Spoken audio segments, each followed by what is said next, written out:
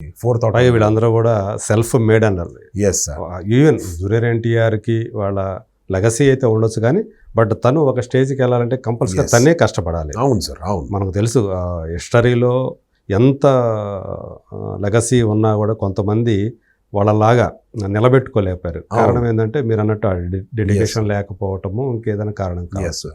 But దానికోసం అయితే మాత్రం ఒకవేళ వచ్చిన దాన్ని సస్టైన్ చేసుకోవటం అనేది ఇంకా చాలా కష్టమైనటువంటి విషయం. అంటే ఈ సూపర్ స్టార్డమ్ ని మెయింటైన్ చేయడం సార్ లిటరలీ చెప్పాలంటే 6-pack abs మెయింటైన్ చేసినట్టు ప్రతిరోజు కష్టపడాలి. అది ఏమంటే ఇప్పుడు వీళ్ళకి లెగసీ ఉంది అంటే ఆ జీన్స్ బానే ఉంది, సో వీళ్ళకి ఈజీగా 6-packs వచ్చేసింది అన్నట్టు, వేరే వాళ్ళు కొంచెం ఇబ్బంది పడాలన్నట్టు.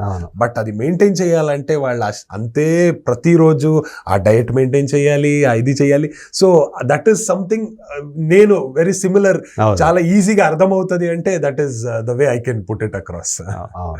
మరి అందు గురించే రజనీకాంత్ గారు 40 years నుంచి మరి ఆయన ఎందుకు సూపర్ స్టార్ గానే మనం ఉన్నారంటే ఇప్పటికే ఆయన ఈ ఏజ్ లో కూడా ఆయన అంత కష్టపడుతున్నారు కాబట్టి ఆయన ఇప్పటికీ ఆ డిసిప్లిన్, ఆ డెడికేషన్. ఇక్కడ చూస్తే చిరంజీవి గారు. అవును సార్, ఎగ్జాక్ట్లీ. ఇప్పుడు చూస్తే ఇప్పుడు చాలా మంది ఉన్నారు. ఇప్పుడు ఒక్కరు కాదు. అవును. అల్లు అర్జున్, జూనియర్ ఎన్టీఆర్, మహేష్ బాబు, పవన్ కళ్యాణ్, రామ్ చరణ్, ప్రభాస్ గారు, ఇంతమంది ఒక్కరు ఎంతమంది స్టార్స్ ఉన్నారు. అవును సార్. సో వీళ్ళందరూ కూడా నేషనల్ స్టార్స్, గ్లోబల్ స్టార్స్ అయిపోతున్నారు. అవును. సో మీకు అంటే నా క్లైమాక్స్ లో కంటే కూడా మీరు అన్నాడు ఆ నవ్వు ఏదైతే ఉంది మీది జాతర సీక్వెన్స్ లో, మీరు అలా అరగుండ చేయించుకుంటారు కదా, అది ప్రోస్థెటిక్ సార్. కాదు అక్కడ కూడా ప్రోస్థెటిక్ అనిపించకుండా. అవును సార్, చాలా బానే ఇది చేశారు. ఆ మేకప్ ముంబై టీం వచ్చారు అండ్ మన ఇక్కడ లోకల్ హైదరాబాద్ టీం వాళ్ళు కూడా చాలా బానే వర్క్ చేశారు, రమేష్ అనేవాళ్ళు.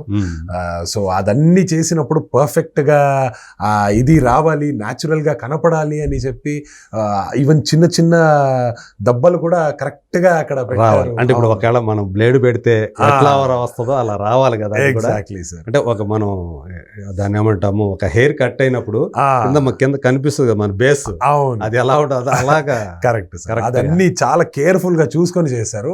సో దానివల్ల అంత న్యాచురల్ గా కనపడింది. అంటే యాక్చువల్ గా అది ప్రోస్థెటిక్ లోనే చేయాలని చెప్పేసి డైరెక్టర్ గారు చెప్పారా లేకపోతే చేద్దామన్నారా? అవును సార్, ఎందుకంటే చాలా రోజు వెళ్తుంది, మళ్ళీ అది చెయ్యాలంటే అదే లుక్ లో ఉండిపోవాల్సి వస్తుంది. ఎందుకంటే ఆ హాఫ్ బాల్ లో మనము కొన్ని సీన్స్ షూట్ చేసాము. సో అదే లుక్ లో ఉండాలంటే చాలా ఇబ్బంది అయిపోతుంది. డేస్ పట్టినప్పుడు కష్టం కదా, మళ్ళీ ప్రతిసారి చేయాలి. అండ్ ఆ టైంలో నేను దేవరా కూడా చేస్తున్నా, సో హెయిర్ స్టైల్ కూడా మెయింటైన్ చేయాల్సి వచ్చింది.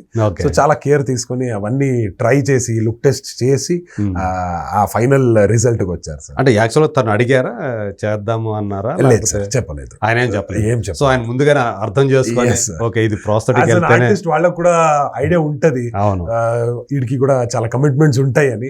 సో అది అర్థం చేసుకొని అది సర్ అయితే అలా అడగలేదు, డైరెక్ట్ గా ప్రోస్థెటిక్ అన్నట్టే నాకు ఇన్ఫర్మేషన్ వచ్చింది. యాక్చువల్గా ట్రైలర్ రిలీజ్ అయినప్పుడు చాలా మంది సోషల్ మీడియాలో మిమ్మల్ని అప్పుడు దాకా మీరు ఉన్నట్టుగా కూడా చాలా మంది తెలియదు. అవును అవును. సో అప్పుడు ఆ అరగుండు మీద ఉన్నది స్నాప్ తీసి స్క్రీన్ షాట్ తీసి అవన్నీ షేర్ చేసి, నిజం చెప్పాలంటే సినిమా రిలీజ్ కంటే ముందు మీ లుక్ ఏదైతే ఉందో అది బాగా పాపులర్ అయిపోయింది అనమాట. సో అప్పుడే మీరు ఏమనుకున్నారా చూసినప్పుడు ట్రైలర్ రిలీజ్ అయినప్పుడు? యాక్చువల్లీ ఒక హాఫ్ సెకండ్ షార్ట్ సార్ అది. అంతే, నేను అనుకోలేదు అది పడుతుందా, నాకు ఐడియా లేదు. నేను కూడా ట్రైలర్ నార్మల్ ఆడియన్స్ లాగా నేను కూడా అది ఎప్పుడు వచ్చిందో అప్పుడే చూసిన. అది చూసినప్పుడు ఓకే హాఫ్ సెకండ్ వెళ్ళిపోయింది, గుర్తుపడతారా అని నేను అనుకున్నా.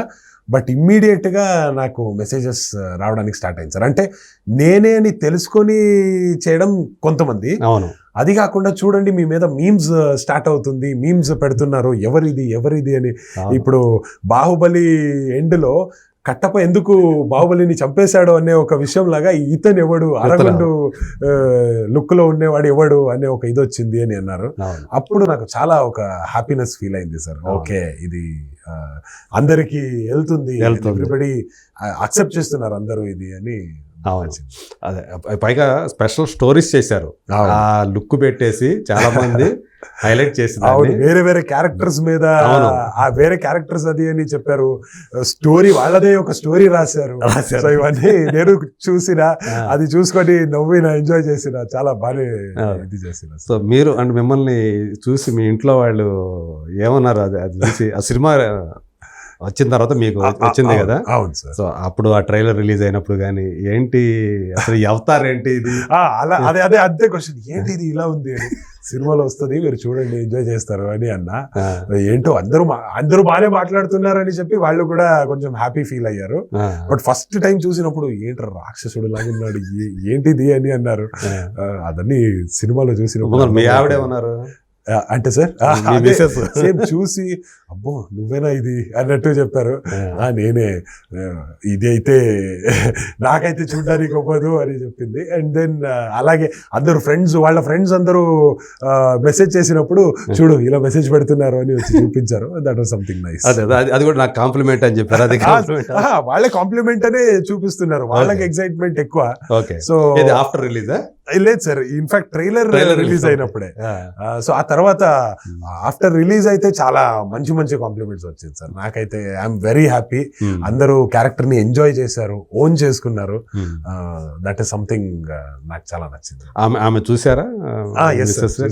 బెంగళూరులో చూసారు, నేను ఇక్కడ ఉండిపోయినా. వాళ్ళు వెళ్ళి ఫ్రెండ్స్ తో వెళ్ళారంట.